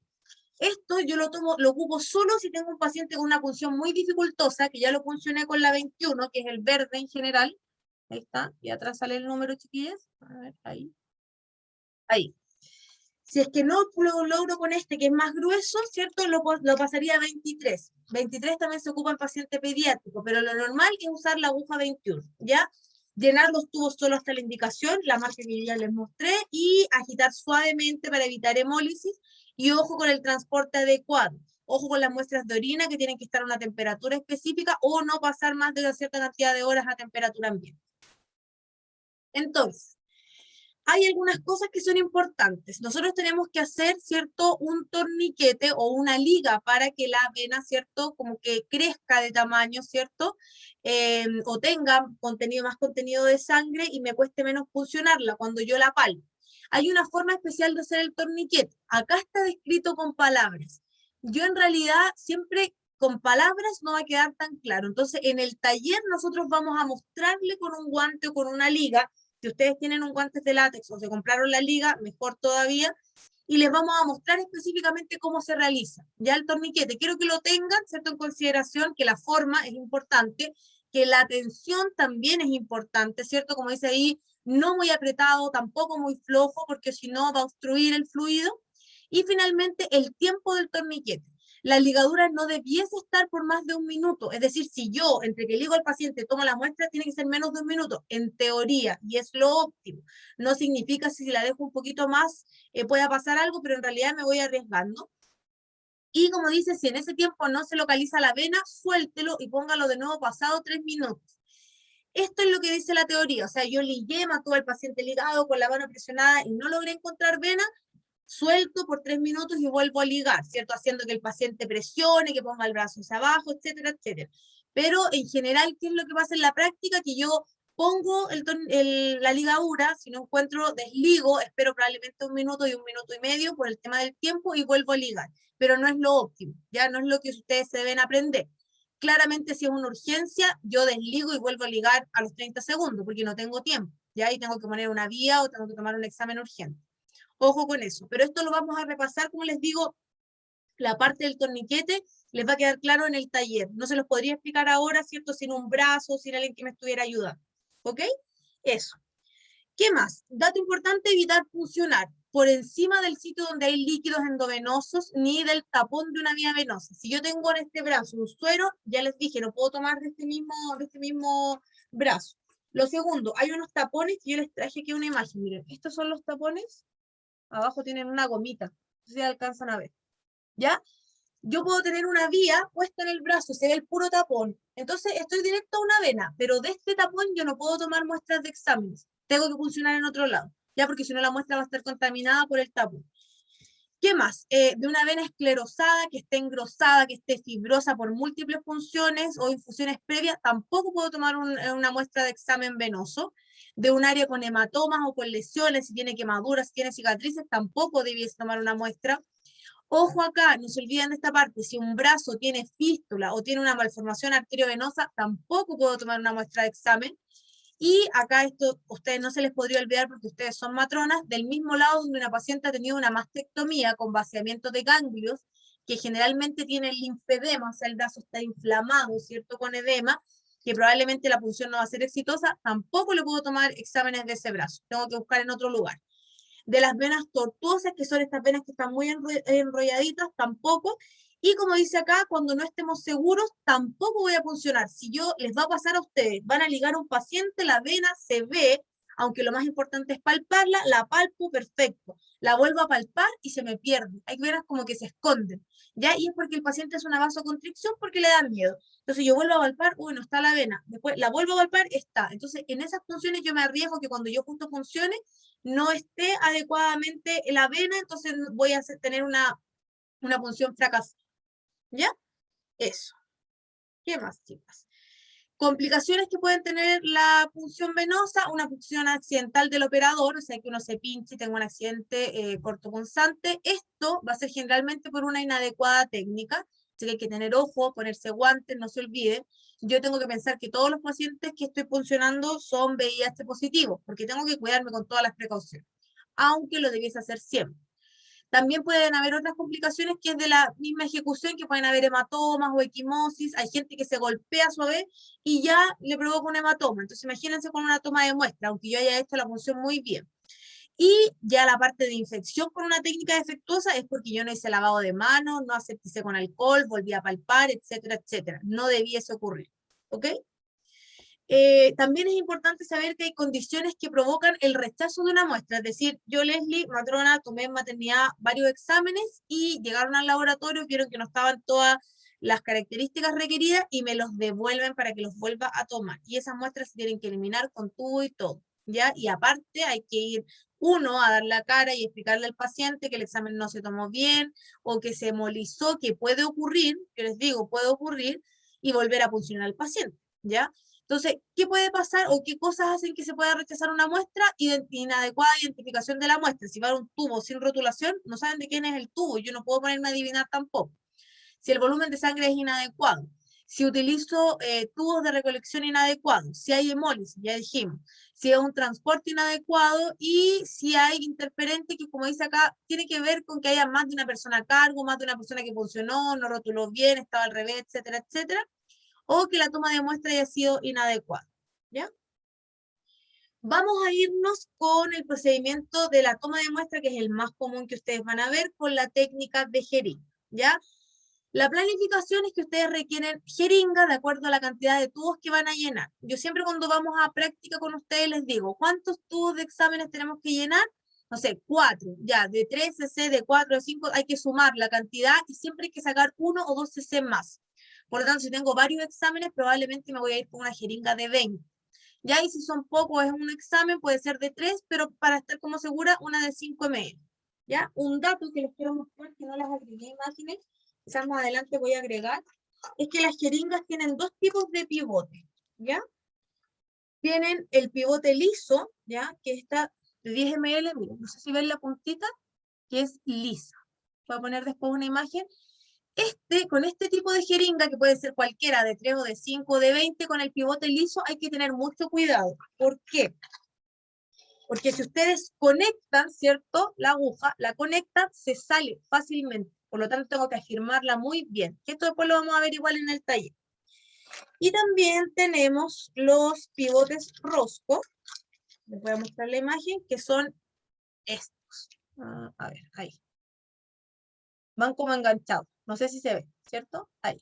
Entonces, estos, en teoría, si yo estoy recién partiendo, tomando exámenes, me complica menos porque está enroscado. Entonces, yo tengo la certeza que cuando yo suelte, ¿cierto?, la tapa, no se va a salir la aguja.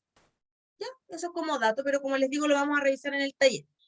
¿Cuál es la complicación del pivote rosco? Que en estas agujas chiquititas de 5, de 3 no hay problema, pero en la de 20 me puede complicar, porque el rosco siempre va a estar al medio de la jeringa, ¿ya?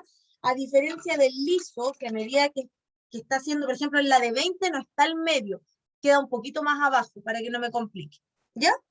Eso, chicas, con respecto a la jeringa. Entonces, material, jeringa, tórulas, alcohol, ojo al 70%. Ustedes saben que no podemos ocupar el 90%, la liga, el parche curita o algodón y tela, ¿cierto? Guantes de procedimiento, los tubos de exámenes según la necesidad, la pinza Kelly, que es la que está acá abajo, que ustedes la tienen que saber, que con esa, ¿cierto?, desenrosco y elimino el cortopunzante, mi riñón, mi recipiente de cortopunzantes y mi basurero. Dato anexo también que les voy a contar. Nos ha pasado, por ejemplo, en el hospital, que tenemos un paciente que tiene tantos exámenes que son, por ejemplo, 6 tubos, o son 7 tubos, que me paso de los 20 ml. A ellos les voy a enseñar como una técnica, que es una pillería, que no es lo más correcto realizar, pero que se hace todavía en los hospitales, en donde yo utilizo la jeringa más grande que tengo, que por ejemplo puede ser la de 20, tengo que funcionar con Scalp, ¿ya? Que no sé si ustedes lo conocen o no, ¿qué es esto? Como una mariposita, chiquillas. ¿Sí? Ya, este es el Scalp, ¿sí? Ya. Entonces, ojo, aquí también vamos a ver dos que vamos a revisar en el taller, pero que me interesa que igual los vean. Miren, estos dos Scalp son 23G, son lo mismo. O sea, si ustedes vieran en este momento de cerca la aguja, ¿cierto? Lo único que el color es distinto, pero es lo mismo, son los dos 23G. Pero la parte de atrás es distinta. Si ven, este tiene tapón, ya, que tengo que tener precaución, y este es rosco. Tengo que sacarle esa tapa para conectarlo a la jeringa, ¿ya? Eso es un dato. Entonces, cuando yo tengo que tomar muchos tubos y no tengo sistema al vacío, que el sistema al vacío es muy bueno porque me permite llenar si quiero 10, 20 o 30 tubos, ¿cierto? Cuando yo conecto acá, ¿cierto? Tomo la muestra, la lleno, completa la jeringa. Y lo que hago es clampear, se llama, y es que obstruyo o pongo aquí la pinza Kelly o obstruyo acá el fondo y saco esta jeringa. Como está obstruido no sigue saliendo sangre. Y me cambio a otra jeringa para seguir sacando muestras. Y sigo tomando, saco el clamp y sigo tomando con la otra muestra. Ya se los doy como dato porque les puede tocar que pase y en realidad uno de repente como que no sabe bien qué se hace. Eso es como dato en los lugares donde no hay vacuum timing. Y lo otro es que obviamente yo voy a necesitar un operador porque yo voy a sacar una jeringa con sangre y alguien va a tener que ir a llenar los tubos para que no se coagule la muestra. Y yo sigo tomando y sacando la otra muestra. ¿Ya? Como dato. ¿Qué más? Eso con respecto a los materiales. Nos vamos a ir a la ejecución. Ah, sí, les había puesto aquí las partes de la jeringa, pero nos sale que está el pivote rosco y el pivote liso. Está el apoyo, el émbolo, el tubo cilíndrico, el pistón, la aguja, la cápsula. ¿Ya? Eso. Vamos a irnos a la ejecución, que tiene que ver con identificar al paciente, me lavo las manos según la norma que me pide el servicio, evalúo la orden médica que voy a tomarle al paciente, reúno el material, cuando ya estoy en la unidad del paciente me vuelvo a lavar las manos, ¿cierto? Le informo al paciente el procedimiento que le voy a hacer, evalúo el sitio de punción. Yo cuando voy donde el paciente lo primero que hago es mirar este brazo y ojo también con lo que les diga el paciente. Si mi paciente me dice, no, señorita, yo tengo súper mala vena, yo ya es primero una alerta, ¿cierto? Porque el paciente me lo está diciendo y él es el que más conoce su cuerpo. Segundo, hay otro paciente que dice, píncheme esta vena porque es la vena que tengo por excelencia, entonces también yo le tengo que hacer caso a mi paciente, si es que yo encuentro que es una vena que a mí me acomoda pinchar, por ejemplo. ¿Ya? ¿Qué más? Una vez que yo tengo evaluado el sitio de punción, le voy a pedir al paciente que descubra su brazo por sobre el codo. Y tengo que ligar al paciente en el brazo, obviamente, que voy a puncionar, 4 a 5 centímetros por sobre el sitio de punción. Es decir, si yo voy a puncionar justo en el pliegue, son 4 o 5 dedos que pongo la liga sobre el lugar de punción. No se les olvide, porque si no, no tengo espacio para moverme para puncionar. Luego de ligar, voy a localizar, voy a palpar la vena, ¿cierto? Que quiero puncionar. Voy a valorizar, cuando yo palpo, valorizo. Ustedes, de hecho, ustedes si quieren se pueden poner una liga o se presionan con una mano o le piden a alguien, al hermano, al pololo, y traten de palpar las venas, sobre todo el pliegue del antebrazo, y las van a sentir. ¿Ya? Las van a sentir que son gruesas, sobre todo las venas de los hombres, ¿cierto? Son mucho más gruesas que nosotras las mujeres, y uno tiene que palparlas a lo largo y también hacia lo ancho, que es para ver cómo está el calibre de esa vena, ¿ok? Luego de eso, ¿cierto? Tenemos que ponernos los guantes de procedimientos. Abro el envase de la jeringa. ¿Qué les puedo decir yo por experiencia? En general, ¿qué les digo yo a las compañeras? Que dejen todo listo, ¿cierto? Y la jeringa conectada, porque aquí, cuando yo saco esto, tengo que tener precaución, ¿cierto? Cuando saco la jeringa y la aguja, tengo que tener precaución de no contaminar, ¿cierto? No puedo tocar la punta del pivote y no puedo tocar la parte que va adentro conectada porque contamino. Cerrando el circuito, estamos ok. ¿Ok? Ya cerré el circuito, ya no hay riesgo de que esto se contamine y lo puedo dejar de nuevo en su empaque estéril. Pero lo dejo listo porque abrir esto con guantes es muy difícil, ¿ya? Luego de eso, como dice, conecte la aguja a la jeringa sin contaminar y tengo que aspirar, y tengo que ver que se mueva el émbolo que está adentro, ¿cierto? Porque si la aguja viene tapada, lo voy a puncionar y voy a tratar de tomar la muestra y no voy a poderlo hacer, ¿ya? Eso. Luego de eso, de que tengo toda esta parte lista, ¿cierto? Vuelvo a dejar en el contenedor estéril, voy a aseptizar en el algodón paso, ¿cierto? Ojo que es de una sola vez. Hay dos formas de aseptizar y las dos son correctas. Hay una que indica que con la tómbola de algodón parto desde el centro y empiezo a avanzar hasta llegar a los bordes y elimino, o la que usamos frecuentemente es que es de abajo hacia arriba de una sola vez. ¿Ya? O sea, tomo el algodón, no por la parte donde está el alcohol, obviamente la parte del alcohol tiene que quedar en contacto con la piel, y paso el algodón de una sola vez hacia arriba. Eso es lo que más se ocupa. Si yo ya asepticé, no debiese volver a tocar la vena, porque significa que yo ya tengo el punto listo donde voy a puncionar. Con ustedes, ¿qué me pasa? Yo les digo, chicas, traten de no perder el punto de vista, y lo segundo es que si tengo dudas, me podría aseptizar los dedos, con los guantes, obviamente tengo los guantes puestos para volver a palpar, pero no es lo óptimo, porque empiezo a aumentar los riesgos de infección. ¿Ya? Pero si en algún momento voy a funcionar y así como que no veo, no palpo, no me quedó muy claro el punto, mejor aseptizo o palpo y vuelvo a aseptizar para funcionar. ¿Ok? ¿Qué más? Aplique entonces el antiséptico en la zona de punción y tracciono la piel. Esto también yo le dije a la profesora Fernanda para el taller de punción. Normalmente nosotros traccionamos con el dedo pulgar hacia abajo. Entonces, ¿qué hago? Como que enderezo la vena y pongo la piel más tersa para que sea más fácil hacer la punción. Pero, ¿qué me pasaba con los estudiantes? Es que se me empezaron a pinchar en el taller. Entonces yo tomé la decisión, y de hecho eso lo he hecho siempre con los estudiantes de segundo y cuando pasan a tercero, que ustedes no van a traccionar con el dedo, porque se arriesgan a que se punchen, sino que lo van a hacer con toda la mano hacia abajo. Entonces ahí disminuye el riesgo de que se puedan puncionar. No sé si se entiende la diferencia. ¿Chicas? ¿Lo podría volver a repetir? Que no entendí Ya. muy bien. Entonces, no tracciono con el dedo, sino que tracciono con toda la mano hacia abajo. ¿Ya? Es eso. Pero lo vamos a Ya. repasar después en el taller. Y cuando ya traccioné la piel, voy a verificar que el bisel de la aguja esté hacia arriba. Ese es el bisel, está ahí la puntita, ¿cierto? Esa parte tiene que estar hacia arriba, de donde yo voy a puncionar. Y voy a introducir la aguja en la piel en un ángulo no superior a 45 grados. ¿Ya? O sea, hasta la piel, ¿cierto? Y voy más o menos en este ángulo, con el bisel, que es decir, la punta de mi aguja, que no creo que se vea nada acá, pero bisel hacia arriba. ¿Ya? Lo otro, la aguja, que también lo vamos a ver en el taller, a veces ustedes la toman así, como lápiz, la aguja se toma así, como que yo la deposito en todos mis dedos, porque me permite más facilidad a la hora de puncionar. ¿Ok? Ese es otro dato. Pero como les digo, no se compliquen tanto porque traten de repasar el procedimiento. Si alguien tiene una aguja, trate de irlo haciendo, por último funcionando una esponja, aunque no esté ligado el paciente, pero como que les va a dar como una idea. Luego de esto, una vez puncionado, voy a aspirar suavemente. ¿Qué pasa? En general, cuando yo punciono y llegué a vena, el pivote, que es la parte aquí, de esta parte verdecita, se llena de sangre. Acá. Esta parte verdecita se llena de sangre. Yo sé que estoy en vena, entonces yo aspiro y empieza a refluir la sangre. Si no, a veces yo puncioné como que llegué o pasé por la vena y se llena de sangre y aspiro y me hace presión y se me devuelve el émbolo. Eso significa que voy a tener que moverme y recanalizar, ¿ya? Y eso le duele en general bastante al paciente.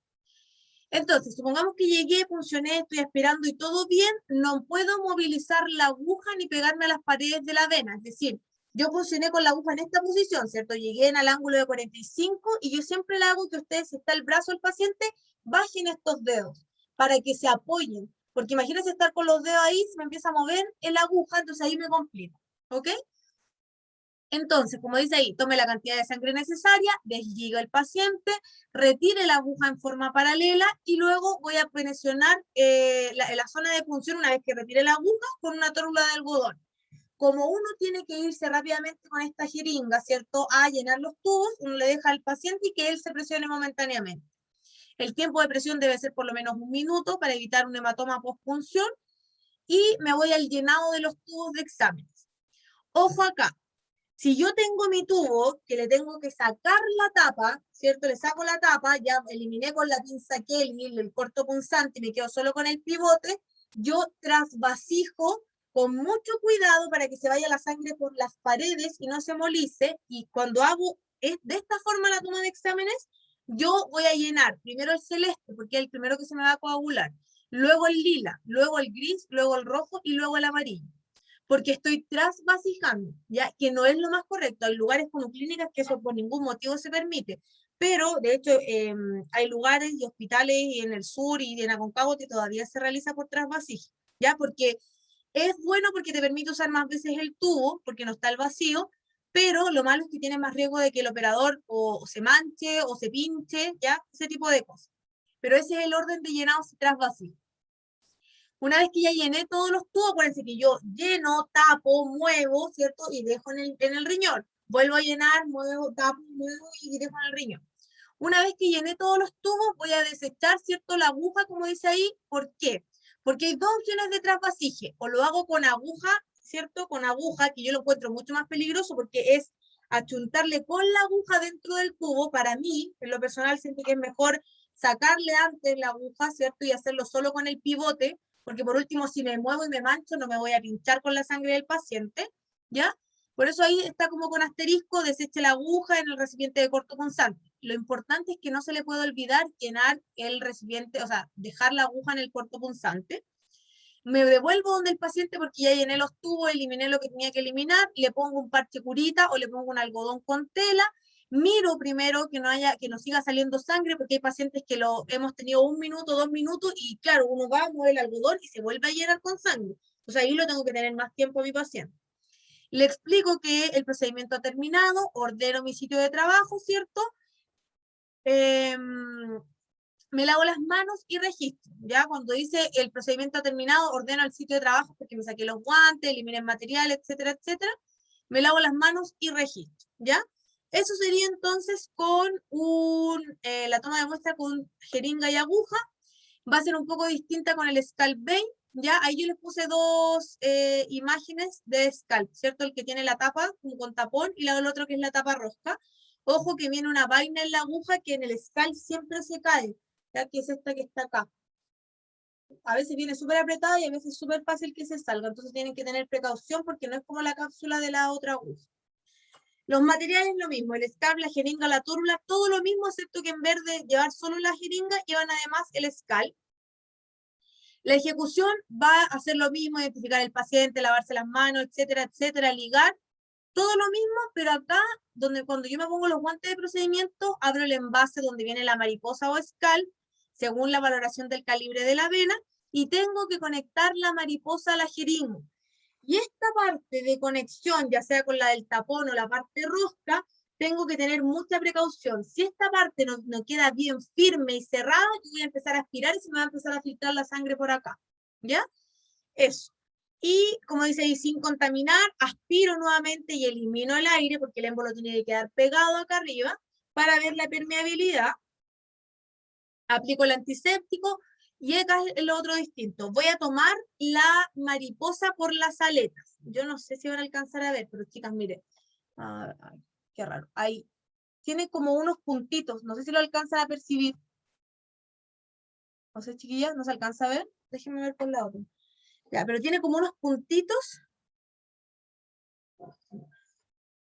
Tiene como unos puntitos acá, es como poroso. Acá es poroso, ¿ya? Por eso suena. Y acá la parte lisa. Entonces, en general, yo voy a tomar de esta forma la mariposa. Le tomo de las alitas. ¿Sí? Le tomo de las alitas. Y la tomo por la parte rugosa. La parte rugosa es para que a mí no se me resbale. ¿Ya? Y ahí está el bisel hacia arriba. ¿Ya? Eso. Entonces, como dice ahí, tome la mariposa por las aletas con el bisel hacia arriba, retire la vaina de la aguja, tracciono la piel, ya les dije no con el dedo, tracciono con toda la mano, introduzco la aguja en el mismo, o sea, no en el mismo ángulo, sino que en un ángulo más pequeño que es de 15 grados. Porque la idea es que si yo voy a usar el escal, es porque la vena está difícil, y mientras más ángulo le doy, yo más dificultad tengo para llegar a la vena. En cambio, mientras menos ángulo, es más fácil llegar, y no tengo que introducir tanto la aguja. Una vez funcionada la vena, va a refluir sangre a través del circuito. Se me va a llenar toda esta manguerita con sangre. Entonces yo voy a saber que estoy en vena. Si no se me llena, aspiro igual para probar, ¿cierto? Pero si no, tengo que ver y reposicionar, que es recanalizar. ¿Qué más? Abra las aletas de la mariposa. Entonces, yo estoy funcionando así, chicas, ¿cierto? Estoy funcionando. Y yo, cuando tomo con scalp, yo puedo soltar esta aleta y la dejo, ¿cierto? Así en la piel de mi paciente, encima. O sea, imagínense que me está funcionando ahí y la puedo soltar. Las aletas le van a dar que no se me mueva la aguja. ¿Por qué? Porque yo tengo que tomar con la otra mano esta parte para empezar a aspirar. ¿Se entiende? ¿Cierto? Después ustedes se van a acostumbrar, así que no se preocupen. ¿Qué más? Abro las aletas de la mariposa, las puedo fijar, hay gente que les pone tela para que no se les mueva, y voy aspirando lentamente sin movilizar la aguja de su sitio, tomo la cantidad de sangre necesaria, desligo al paciente, retiro la aguja, y presiono la zona con una tórula. Como yo me voy a ir a llenar los tubos, le pido al paciente, y el tiempo de presión debe ser 1 minuto para evitar el hematoma post-punción o post-sangrado. Otro dato importante, para el llenado puedo hacer lo mismo, puedo retirar, ¿cierto? Aspiro la sangre que me queda en el circuito, por lo tanto, ese es otro dato importante. Si yo tengo que tomar 5 cc, en esta manguerita queda como 1 cc más. Por lo tanto, tengo que dejar espacio para aspirar todo lo que hay en la manguera, y cuando yo elimine y suelte esto con la Kelly, no se vaya con sangre, se vaya con residuo nomás, no con todo esto lleno de sangre, porque si no se me va a empezar a devolver las gotas por acá abajo, y voy a quedar toda manchada. ¿Ya? Entonces, lo mismo, con el scalp tengo dos opciones. O voy a funcionar yo directo con el scalp la punta del tubo, ¿ya? Y eso sería como un llenado al vacío, o le saco la tapa, elimino el scalp, ¿cierto? Y trasvasijo directamente solo con el pivot. ¿Ya? ¿De qué va a depender? Acuérdense, si yo voy a trasvasijar y no voy a funcionar las tapas, el orden de llenado es el que sale acá, celeste, ¿cierto? Lila, gris, rojo y amarillo, porque primero son los con anticoagulantes. Si yo en la técnica con scalp voy a llenar funcionando el tubo, tengo que hacerlo igual como lo hago al vacío, y aquí el orden del llenado cambia. Y el orden es celeste, rojo o amarillo, lila y gris. ¿Por qué? Porque como con la misma aguja voy a funcionar la tapa de los tubos, se me va contaminando la aguja con el anticoagulante. Entonces, por eso lo lleno en ese orden, porque si no me haría problema si yo llenara, por ejemplo, primero el lila y después el tubo rojo, porque se me crearía el tubo rojo como un tubo lila, porque tendría anticoagulante. No sé si me explico, chicas, para que entiendan esa parte, ¿sí? Eso, entonces, lleno los tubos, termino de llenar los tubos, voy a desechar, ¿cierto? La aguja, porque a veces también le ponen una aguja en vez de hacerlo con el scalp. Le pongo el parche curita, le explico al paciente, ordeno el sitio de trabajo, me saco los guantes, me lavo las manos y registro. Y finalmente vamos a ver la técnica de sistema al vacío, que en realidad, como les digo, es lo más seguro y lo que más se está usando en la mayoría de los lugares. Acá es todo lo mismo que lo anterior, excepto que cambia a una camisa de Benojet, que es la camisa del Vacutainer, que se las voy a mostrar, y que tengo que tener una aguja especial o un scalp especial para Vacutainer, ¿ya?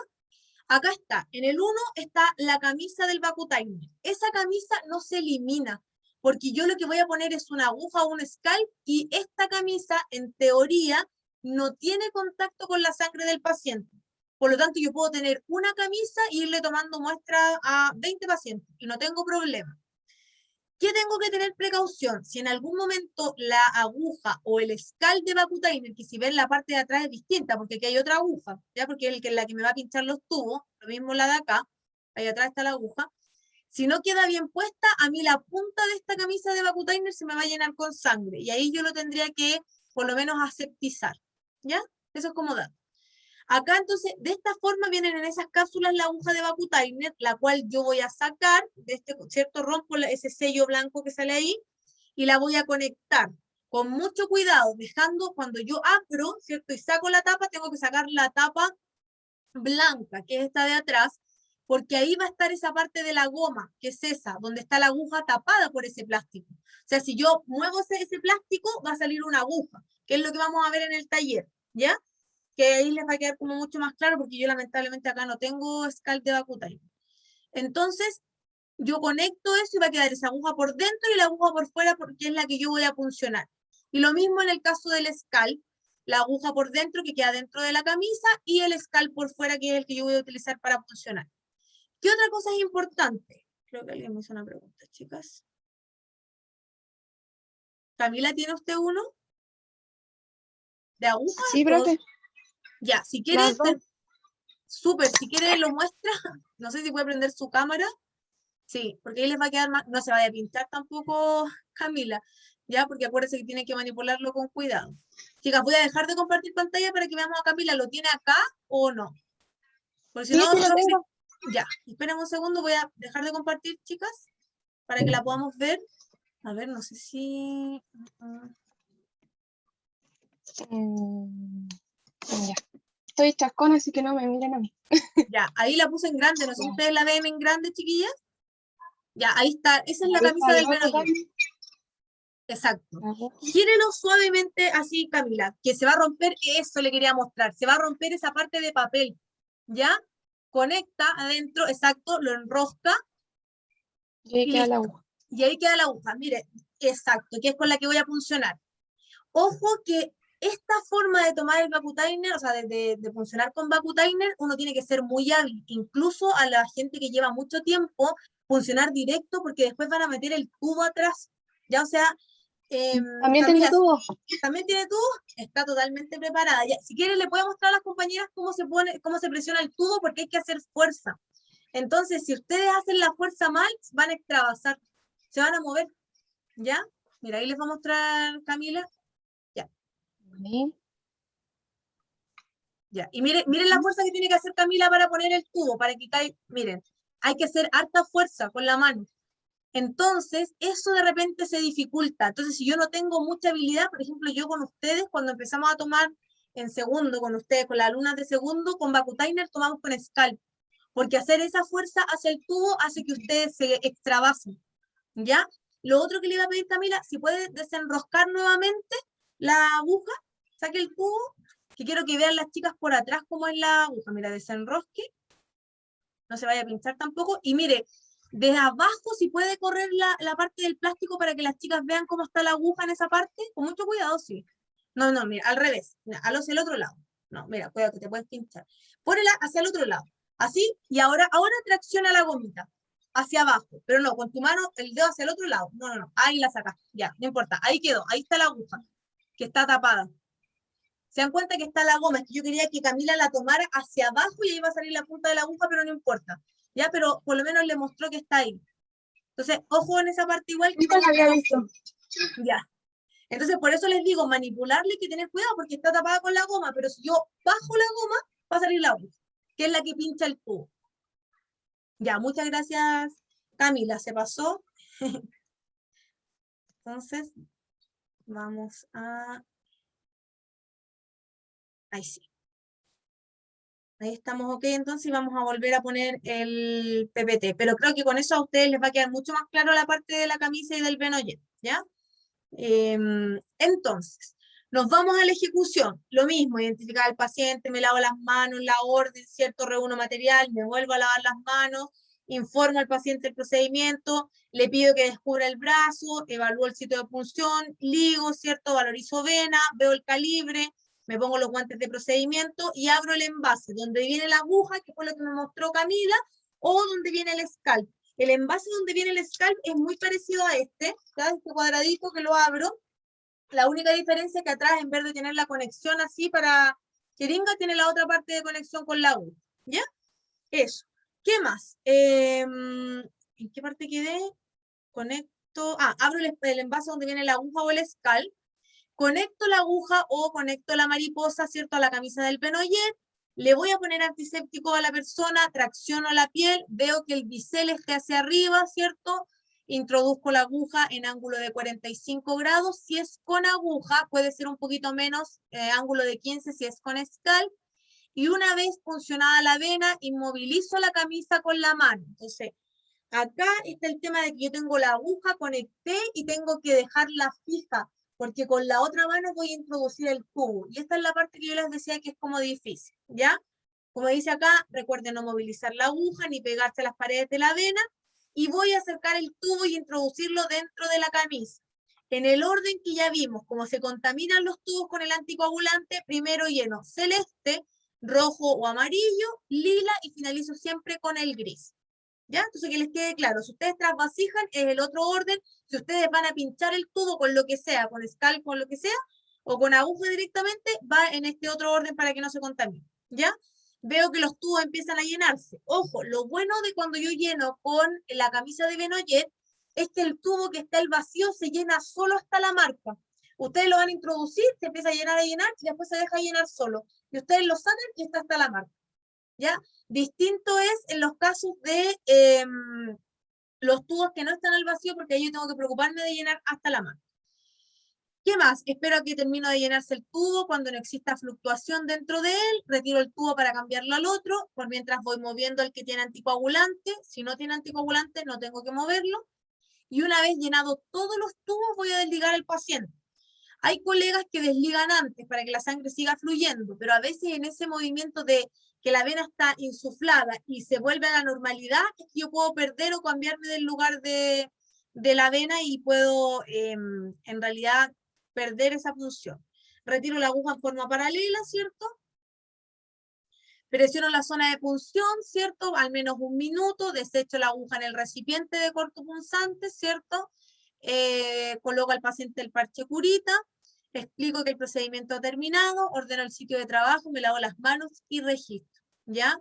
Un dato que les iba a entregar como tips en el tema de la planificación, cuando reúno los materiales, es que nosotros acá en Aconcagua en general ocupamos el alcohol con algodón, ¿cierto? Pero si ustedes trabajan en clínicas, hay sachet de alcohol que se llaman Webpol. Yo en realidad cuando vine a hacer una pasantía a una clínica no los conocía porque en realidad en Aconcagua no se usan, pero es para que ustedes no les pasen. Son unos sachets chiquititos, así como de este tamaño, ¿ya? Que ustedes los abren y viene al tiro la gasa con el alcohol listo, que es demasiado topísimo, ¿cierto? Entonces nosotros en el servicio público no lo tenemos en realidad así porque es más caro. Ahora, lo bueno es que cuando yo abro el alcohol y le echo al algodón, ¿cierto? El alcohol tiene un tiempo de utilización porque después se volatiliza y ya no sirve. Entonces, ahora con el tema de acreditación de calidad están más estrictos en eso, entonces probablemente se van a empezar a usar más estos sachets de alcohol porque no pierdo material.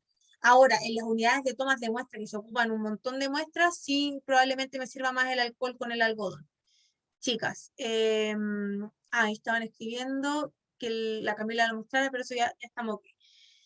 Eso con respecto a la toma por Benoit.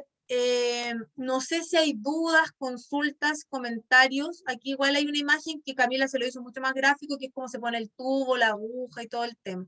¿Ya? No sé si dudas, comentarios, o si al menos ya quedan un poco más claras, que pueden tomar con jeringa, con scalp, con Vacutainer, y con Vacutainer con aguja, y con Vacutainer con scalp. ¿Ya? Eso. Acá otra imagen del Vacutainer, ¿cierto? La aguja. Y hay otro sistema de Vacutainer que tienen esta tapa, que la encuentro aún más complicada para tomar el examen porque hay que como levantar la tapa y para funcionar. Y eso es lo que cuando yo les digo que inmovilicen con los dedos que no se ven, él está firmando, él se está firmando en la piel en el antebrazo del paciente para no moverse. ¿Ok? Más imágenes. Y esta es la que yo les digo que a mí me encanta porque es segura, el Vacutainer con scalp, porque dejo el scalp solo, que no se mueve por las alitas, y puedo manipular la parte de la camisa del Venojet mucho más fácil, ya porque puedo presionar con fuerza el tubo y se va a llenar mucho más fácil. Un video de punción venosa que quiero que revisen, recuerden que es solo para tener una idea, y ya vamos finalizando con la parte de los hemocultivos. ¿Se acuerdan que dijimos que habían frascos especiales para toma de muestra? Bueno, los hemocultivos son uno de estos frascos. El hemocultivo, ¿cierto? Se pone un cultivo, ¿cierto? O sea, se pone en un frasco la sangre extraída para un cultivo, con el fin de buscar presencia de microorganismos como bacterias, hongos, etcétera. Ya son muy utilizados los hemocultivos en neonatología, porque es un examen como específico de parámetro infeccioso, más que el hemograma. Ya cuando yo tengo un paciente con una sepsis o algo que quiero averiguar, utilizo esto. Estos son los frascos de hemocultivo. Se tienen que manipular con mucho cuidado. Estos frascos abajo, no sé si lo alcanzan a ver ahí, tienen un líquido, porque tienen el medio de cultivo para que la bacteria o el microorganismo se desarrolle. Entonces, siempre vienen dos frascos y esta tapa se levanta y queda con una tapa plástica. Entonces, cuando yo tomo un hemocultivo, aparte de lavarme muy bien las manos y aseptizar muy bien la zona, de hecho la zona se lava y después se aseptiza para que no haya microorganismos, ¿cierto?, de la flora comensal, yo tengo que funcionar 2 veces en distintos lugares. Funciono una vez, saco esta tapa, ¿cierto? Y con mucho cuidado tengo que preocuparme de llenar este frasco de hemocultivo, hago la segunda punción, que es con un tiempo determinado, y hago la segunda muestra, ¿ya? Como dice acá, se realiza cuando hay una sospecha de infección en la sangre, una bacteremia o una septicemia, o sea, mi paciente está grave. Identifica el origen de la infección y ayuda al médico a determinar el tratamiento. Hay focos de fiebre que de repente el médico e incluso nosotros como matrona no sabemos muy bien, no tenemos tan claro qué le pasa, los exámenes están así como indeterminados, entonces se ocupa este tipo de examen. Existen hemocultivos aerobios, anaerobios, de hongo, también pediátricos porque son menos cc, etcétera. ¿Y qué se requiere para tomar el hemocultivo? Que yo creo que lo van a aprender con mayor claridad en neonatología, una técnica séptica estricta. O sea, aquí no puedo contaminar, si palpo la vena no puedo volver a tocar. Se tiene que lavar la piel del paciente con agua y jabón, uso de antiséptico para limpiar el sitio de punción, uso guantes estériles para tomar la muestra, ¿ya? Y uso frascos especiales, la cantidad según la norma ministerial actual, o el protocolo del establecimiento, y esos son los frascos, que yo les decía que vienen con esa tapa para proteger el tema de la esterilidad. El volumen de muestras es de 5 a 10 ml, se toman 2 muestras con una diferencia de media hora, puede ser menos o puede ser más, dependiendo de lo que nos diga también el tecnólogo o el médico. Y esta muestra se tiene que tomar siempre antes de empezar con los antibióticos, porque si no, no va a ser certera. Tengo que medirle la temperatura al paciente y la tengo que poner en el frasco y tengo que utilizar distintos sitios de punción. Ojo que el hemocultivo se puede tomar venoso, pero generalmente se puede tomar también arterial, ¿ya? También se podría tomar. Tengo que transportar antes de 2 horas la muestra tomada. Si la tomo con jeringa, ¿cierto? Lavado previo del sitio con jabón, con clorexidina, ojo, y con más antiséptico de clorexidina, y si es con Venojet, puedo aseptizar solo con alcohol porque tiene menos riesgo de contaminación. Y si tengo un paciente con catéter venoso central, que es muy raro, son generalmente pacientes UCI o UTI, puedo tomar el cultivo también desde el catéter venoso central por arrastre para saber si hay infección. Ahí hay una imagen de una toma de muestra de un hemocultivo y hemos terminado la larga sesión de hoy día, chicas, así que espero que hayan quedado bastante claras.